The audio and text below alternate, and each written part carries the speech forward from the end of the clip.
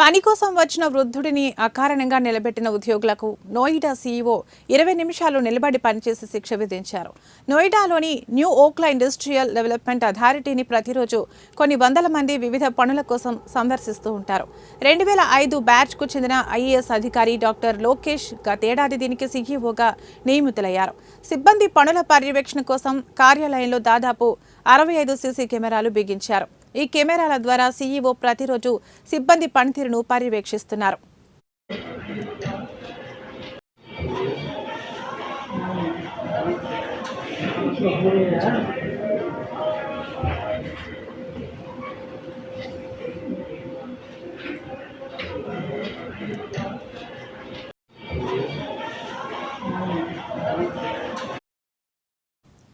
వాటిని పరిశీలిస్తుండగా పని కోసం వచ్చిన ఓ ఉద్యోగి డెస్క్ ముందు నిలబడి ఉండటం చూశారు.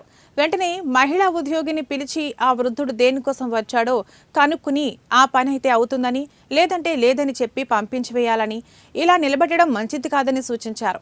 అయితే 20 నిమిషాల తర్వాత కూడా ఆ పెద్దాయన అదే డెస్క్ ముందు నిలబడి ఉండటాన్ని చూసిన సీఈఓ ఉద్యోగుల పనితీరుపై అసహనం, ఆగ్రహం వ్యక్తం చేశారు.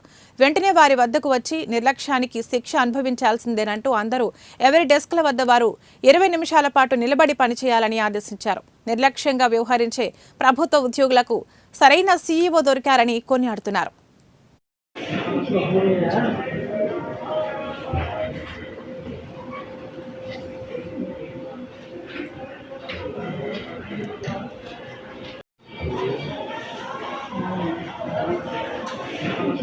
Yeah.